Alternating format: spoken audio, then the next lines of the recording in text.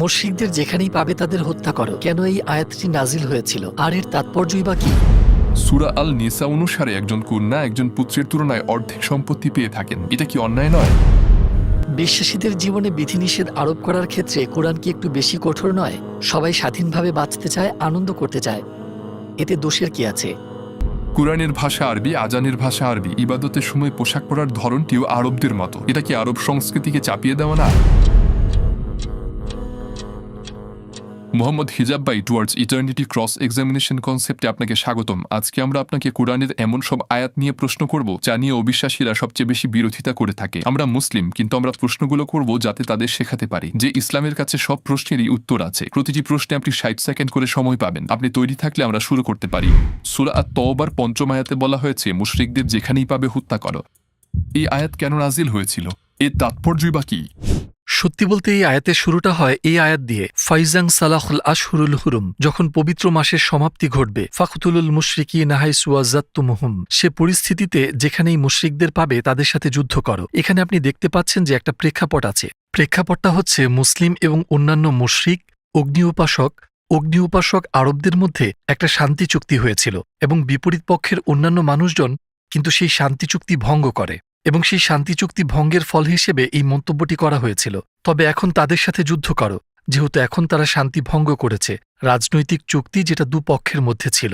আপনি যদি ঠিক এর পরের আয়াতটি দেখেন, অর্থাৎ ৬ নম্বর আয়াতে বলা হচ্ছে, ওয়াইন আহাদুম মিনাল মুশরিকিনা ইস্তাজারাকা ফাআযিরহু হাত্তা ইয়াসমাআ কালামাল্লাহি সুম্মা আবলিগহু মা মানা, যদি অবিশ্বাসীদের মধ্যে একজন এসে তোমার কাছে পানাহ চায় তাহলে তাকে নিরাপদ আশ্রয় দাও, যতক্ষণ পর্যন্ত না আল্লাহ তাআলার কালাম তাদের অন্তরে পৌঁছায়। এটা আপনাকে ঠিক এই ব্যাপারটাই দেখিয়ে দেয়, ঠিক এই ব্যাপারটাই দেখায় একেবারে যুদ্ধাবস্থাতেও কিছু মানবিক নীতি রয়েছে যেগুলোকে ইসলাম প্রাধান্য দেয়, যে যদি কেউ নিরাপদ আশ্রয় চায় ইসলাম তাকে আশ্রয় দিতে বলে। আমরা জানি যে রাসূল আমাদের বলেছেন আপনি শিশু বা নারীদের হত্যা করতে পারবেন না, কিংবা গবাদি পশু বা গাছ কাটতে পারবেন না, এছাড়া আরও অনেক কিছু। তো এটা ছিল যুদ্ধের প্রেক্ষাপটে, এবং যুদ্ধ চলাকালীন সময় এমনকি তখনও কিছু যুদ্ধকালীন নীতি রয়েছে। আয়াতটাকে প্রেক্ষাপটের বাইরে থেকে দেখা হচ্ছে। সত্যি বলতে এটা যুদ্ধ বিষয়ক আয়াত, এবং এই আয়াতে বলা হচ্ছে কিভাবে অবিশ্বাসীদের সাথে আচরণ করতে হবে। ওকে, তো নাস্তিকদের করা সবথেকে বেশি প্রচলিত প্রশ্নটি আমি এখন করব। সূরা আল নিসার ৩৪তম আয়াত কি বলে? যে নারীদের আঘাত করা যাবে, এটা কি সত্যি? আমার মতে যে শব্দটা ব্যবহার করা হয়েছে তা হলো ফাদ্রি ওয়াদরিবুহুন্না, রাইট? তো এই দাঁড়াবার শব্দটা এর মানে হলো আঘাত করা। ওকে, তো আরবি ভাষায় শব্দটার মানে এটাই দাঁড়ায়। কোরআনে ভিন্ন প্রেক্ষাপটে ব্যবহার করলেও আসলে শব্দটার মানে কিন্তু এটাই। সত্যি বলতে এখানে নিশ্চয়ই এমন কিছু বলা হয়নি যেটা নারীকে আঘাত করে। ওকে, এখানে আসলে প্রতীকী অর্থে বোঝানো হয়েছে। আপনি যদি তাফসিরে দেখেন, ইবনে আব্বাস এবং অন্যান্যরা যা বলেছেন, অনেকটা যেন আপনি কোনো লাঠি বা এরকম কিছু ব্যবহার করছেন। এটা অনেকটা প্রতীকী। এখানে সত্যিকার অর্থে আপনি যা ভাবছেন আঘাত দেওয়ার কথা, তা একেবারেই না। সত্যি বলতে পরিষ্কারভাবে বারণ করা হয়েছে, এবং আরেকটু বুঝিয়ে বললে আসলে নিষেধ করা হয়েছে সার্বিকভাবে স্ত্রীদের আঘাত না করতে। লা তাদরিবু ইমা আল্লাহ, তোমরা আল্লাহর বান্দীদের আঘাত করো না। এটা আসলে একটা হাদিস। তো আমাদের বুঝতে হবে যে ৩ ধাপের এই যে প্রক্রিয়ায় একজন পুরুষ তার নিজেকে নিয়ন্ত্রণ করছেন এবং তারপর প্রতীকী অর্থে স্ত্রীর উপর তার প্রাধান্যকে প্রতিষ্ঠা করছেন। স্ত্রীর উপর তার অবস্থানগত প্রাধান্য থাকবে একটা প্রতীকী পদক্ষেপ নিয়ে, যাতে করে স্ত্রী কোনোভাবেই ক্ষতিগ্রস্ত হবেন না। এবং আবারও এটাও মাথায় রাখতে হবে যে রাসূল সাল্লাল্লাহু আলাইহি ওয়াসাল্লাম তার স্ত্রীদের কখনোই সত্যিকার অর্থে আঘাত করেননি। যেখানে আয়েশা রাদিয়াল্লাহু নিজেই, যিনি নবীজির স্ত্রী ছিলেন, তিনি একটি হাদিসে ব্যাপারটি পরিষ্কার করে দিয়েছেন। তিনি বলেছেন তিনি কখনো নিজের স্ত্রীদের আঘাত করেননি। তো এটা একেবারে মূল উৎস থেকে প্রমাণিত। এবং আপনি যদি রাসূলের অনুসরণ করতে চান তাহলে আপনাকে আত্মনিয়ন্ত্রণ করতে হবে। নিজের রাগকে এবং নিজেকে সেভাবেই নিয়ন্ত্রণ করুন, কারণ আপনি কিছুই পাবেন না। আপনি দাম্পত্য কলহে উঁচু গলায় চিৎকার চেঁচামেচি করে এবং নিয়ন্ত্রণের বাইরে গিয়ে আঘাত করে এবং এসব দিয়ে কখনোই লাভবান হবেন না। এই আয়াতে অবশ্যই এমন কিছু ইঙ্গিত করা হয়নি। সত্যি বলতে নানাভাবে এই আয়াত সেটা থামানোর চেষ্টা করছে। এটা বৈবাহিক সম্পর্কে তৈরি হওয়া যে কোনো বিরোধকে সামাল দেওয়ার একটা পদ্ধতি বের করার চেষ্টা করছে, এবং অবশ্যই পশ্চিমা প্রেক্ষাপটে। কারণ এটা আমাদের পরিষ্কার করে বলতেই হবে, পশ্চিমা প্রেক্ষাপটে এই সবকিছু পারস্পরিক সম্মতিতে ঘটে। আমি বলতে চাইছি, পশ্চিমে যদি কোনো পুরুষ এমনটা করে থাকেন, ধরে নিলাম এটা কিন্তু তার বিপক্ষে যেতে পারে, এর একেবারে বিপরীত ফল হবে। তো সেক্ষেত্রে ফতোয়া হচ্ছে যে পশ্চিমা বিশ্বের ক্ষেত্রে এই পদ্ধতি অবলম্বন একেবারে বিপজ্জনক আমি মনে করি। পুরুষের ক্ষেত্রে তো অবশ্যই, তো এমনটা করা আপনার এমনিতেই উচিত হবে না। কারণ এটা প্রতীকী হয়ে থাকলেও কিন্তু স্ত্রী যদি বলে যে সে আমার সাথে দুর্ব্যবহার করে, তো তাকে স্ত্রী কিন্তু কোর্টে নিয়ে যেতে পারে এবং তার বিপক্ষে সুযোগ নিতে পারে। তো এটি করার পেছনে প্রধান উদ্দেশ্য হলো নিজের যেটা কিনা অবস্থানগত এবং প্রাধান্য বুঝিয়ে দেওয়া, সেটা আসলে চাপা পড়ে যায়। তাই পশ্চিমা বিশ্বের বিভিন্ন দেশে যদি স্বামী এমনটা করেন তাহলে পরিস্থিতি খারাপ হতে পারে। কিন্তু আমি বলবো যে এই আয়াতটাকে প্রতীকীভাবে প্রাধান্য বোঝানোর কথাই বলা হয়েছে, কোনো ধরনের কষ্ট বা আঘাত দেওয়ার জন্য নয়। কিন্তু সেই সব ব্যাপার কিন্তু ইসলামে নিষিদ্ধ। এটা পরিবারের ব্যবস্থাপনায় অবস্থানগত প্রাধান্য বোঝানোর একটা প্রতীকী মাধ্যম এবং এটার উদ্দেশ্য সেটাই থাকা উচিত। এবং আপনি যদি রসুলের অনুসরণ করতে চান তাহলে আপনার নিজেকে এবং রাগকে নিয়ন্ত্রণে রাখতে হবে, কারণ এতে কিছুই হাসিল হবে না। আপনি গলা উঁচু করে চিৎকার চেঁচামেচি করে এবং নিয়ন্ত্রণের বাইরে গিয়ে মারধর করে এবং এসব কিছু করে দাম্পত্য কলহে কখনো কিছু হাসিল করতে পারবেন না। এই আয়াত দিয়ে অবশ্যই এমন কিছু ইঙ্গিত করা হয়নি। সত্যি বলতে বিভিন্নভাবে এই আয়াত সেটা থামানোর চেষ্টা করেছে। এটা বৈবাহিক সম্পর্কে স্বামী স্ত্রীর মধ্যে বিরোধকে সামাল দেওয়ার একটা পদ্ধতি বের করার চেষ্টা করছে। সূরা আল নিসার 11 নম্বর আয়াত অনুসারে কন্যা সন্তান পুত্র সন্তানের তুলনায় অর্ধেক সম্পত্তির অধিকারী হবেন। আবার সূরা আল বাকারার 282 নম্বর আয়াত অনুসারে দুজন স্ত্রীলোকের সাক্ষ্য একজন পুরুষ সাক্ষী সমান। এটাকে যারা অন্যায় বলে মনে করেন তাদের উদ্দেশ্যে আপনি কি বলবেন? আসসালামু আলাইকুম প্রিয় ভাই ও বোনেরা, আমরা দেখেছি যে আমাদের দর্শকদের 80% মানুষজন আমাদের চ্যানেলে সাবস্ক্রাইব করেননি। আপনারা যেমনটি জানেন আমরা একটি অলাভজনক প্রতিষ্ঠান, আর আমরা আমাদের কোনো ভিডিওতে বিজ্ঞাপন চালাই না। আমাদের লক্ষ্যই হলো শুধু সত্যকে প্রচার করা। কাজটা ছোট হতে পারে, কিন্তু ইনশাল্লাহ অনেকের জন্য এটি পথ চলার সহায়ক হবে। এখন সাবস্ক্রাইব বাটনে ক্লিক করুন এবং একসাথে পথ চলি অনন্তকালের দিকে। এটাকে যারা অন্যায় বলে মনে করেন তাদের উদ্দেশ্যে আপনি কি বলবেন? বেশ, আমার মতে বিষয়টা হচ্ছে যারা এটিকে অন্যায় বলে মনে করছেন তারা সমতার কথা ভেবেই এমনটা মনে করছেন। তারা বলছেন সমান ভাগ মানেই সমতা। আপনি যদি ন্যায় প্রতিষ্ঠা করতে চান, নারী এবং পুরুষকে সব ক্ষেত্রে সমান চোখে দেখতে হবে। এবং আমরা জানি যে এমন হাজারো ভিন্ন ভিন্ন পরিস্থিতি রয়েছে যেটা মানবজাতির বেশিরভাগই ইতিহাসের দিক থেকে এবং সমসাময়িক দিক থেকে একমত হবেন যে প্রকৃতপক্ষে সমতা না থাকাই উচিত। পশ্চিমেও মাতৃত্বকালীন ছুটি আছে, তাদের এমন কিছু চাকরি এবং পদ রয়েছে যেগুলো পুরুষ প্রধান এবং পুরুষের জন্যই নির্ধারিত, যেমন ধরা যাক মাইনিং, যেমন ধরা যাক সামরিক পেশা, ঠিকাদারি কাজ, সংস্কার মেরামতের কাজ সহ আরও অনেক কিছু। সমতার বেশিরভাগ ক্ষেত্রেই অপপ্রয়োগ করা হয় বা কখনো কখনো কৌশলগতভাবে নিজের স্বার্থসিদ্ধির জন্য কিছু মানুষ একে ব্যবহার করে। বিষয়টা হচ্ছে সত্যিই তাই। এই যে ধারণা সমতা এবং ন্যায্যতা একই জিনিস, এই ধারণাকেই প্রথমে পরীক্ষা করে দেখতে হবে। দ্বিতীয়ত, প্রকৃত অর্থে এই বিষয়ে সত্য হচ্ছে কন্যা সন্তান পুত্র সন্তানের চেয়ে কম পান ব্যাপারটা এমন নয়। কিছু নির্দিষ্ট এবং বিশেষ ক্ষেত্রে ভাইয়ারা বোনের তুলনায় বেশি পেয়ে থাকেন, বেশিরভাগ ক্ষেত্রেই। যাই হোক, ব্যাপারটা ঠিক এমনও নয় যে উত্তরাধিকারের ক্ষেত্রে পুরুষেরা নারীদের তুলনায় বেশি পেয়ে থাকেন। সত্যি বলতে এমন অনেক পরিস্থিতি রয়েছে যেখানে নারীরা পুরুষের চাইতে বেশি পেয়ে থাকেন। আসলে ইসলামে সবচেয়ে বেশি উত্তরাধিকার পান 2 জন কন্যা সন্তান। ফা ইনকুন্না নিসা আংফা উকসানা তাইনি ফালাহুন্না ফালাহুমা সুলসামা তরাক। অর্থাৎ যদি 2 জনের বেশি হয়ে থাকে, 2 জন অথবা এর বেশি কন্যা সন্তান, তারা সমস্ত সম্পত্তির 2/3 অধিকারী হবেন। এটা সামান্য কিছু নয়, এটা নারীদের দেওয়া সবচেয়ে বিশাল উত্তরাধিকার। এবং এমনটাও হয় যে তারা সমান অংশ পেয়েছেন। যেমন একই আয়াতে অথবা এর ঠিক পরের আয়াতেই বলা হয়েছে মাতা এবং পিতা সমান অংশ পাবেন। তো এখানে একজন নারী এবং একজন পুরুষ রয়েছেন, কিন্তু তারা সমান অংশই পাচ্ছেন। তো এমন একটা পরিস্থিতি যেখানে একজন ভাই তার বোনের চাইতে বেশি অংশ পাচ্ছেন, আপনি নিজেকে প্রশ্ন করে দেখুন কেন এমনটা হচ্ছে। তো আপনাকে এখানে ইসলামী উত্তরাধিকারের দর্শনটা বুঝতে হবে, যেখানে 2টো ব্যাপার কাজ করে। 1 নম্বর সামাজিক দায়িত্ব এবং দ্বিতীয়ত নৈকট্য।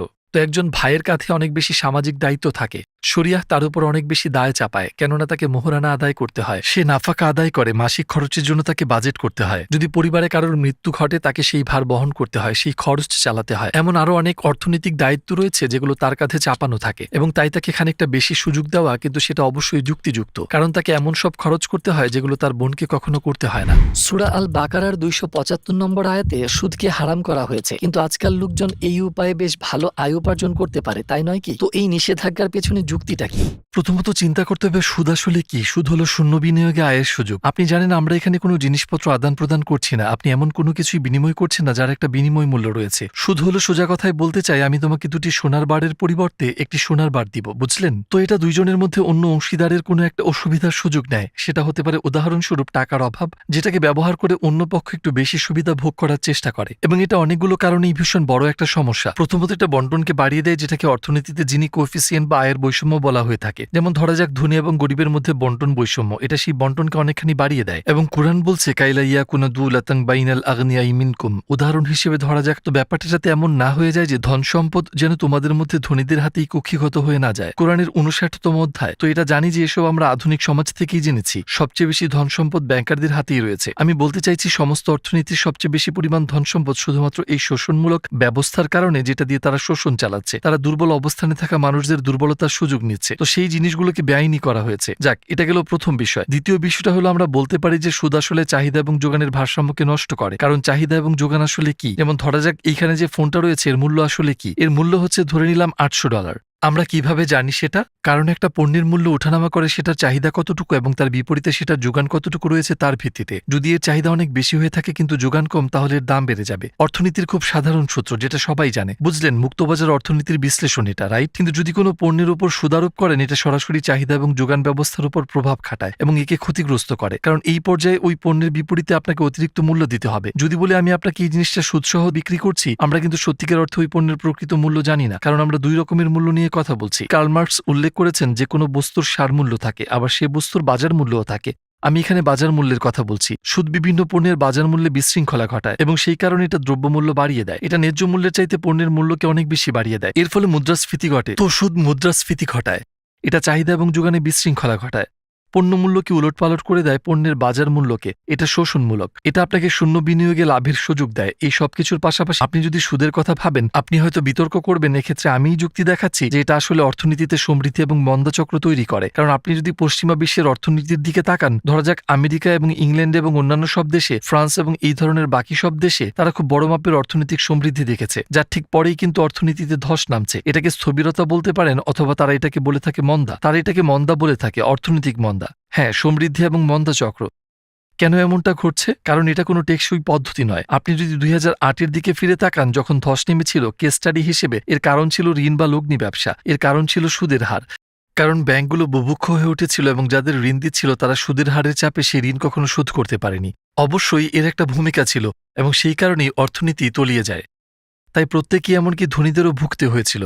কিন্তু তারা যদি নিজেদের নিয়ন্ত্রণ করে নিত এবং সঠিক উপায়ে ঋণ দিত, ইসলাম বান্ধব উপায়ের মাধ্যমে, সেক্ষেত্রে সমৃদ্ধি এবং মন্দাচক্র এতটা অস্থিতিশীল হতো না। সেখানে একটা সোজা লাইন আমরা দেখতে পেতাম হয়তোবা। আমি বলছি না এতে সমৃদ্ধি এবং মন্দাচক্রের একেবারে সমাধান হয়ে যেত। আমি বলছি তুলনামূলকভাবে অনেক বেশি স্থিতিশীলতা থাকতো। তো মানুষজন দ্রুত ধনী হয়ে আরো দ্রুত গরিব হয়ে যাওয়ার সিদ্ধান্ত নিতে পারে, অথবা তারা একটি স্থিতিশীল পর্যায়ে বজায় রাখার সিদ্ধান্ত নিতে পারে। আর আমার মনে হয় সুদ এটা যা করে সেটা কিন্তু দ্বিতীয় অপশন নয়, বরং প্রথম অপশনটি। এই সমস্ত কারণগুলো সহ আরো নানা কারণে সুদের হারকে বলা যেতে পারে অর্থনীতির জন্য একটি ক্ষতিকারক উপাদান, সমাজ এবং ব্যক্তিগত পর্যায়েও।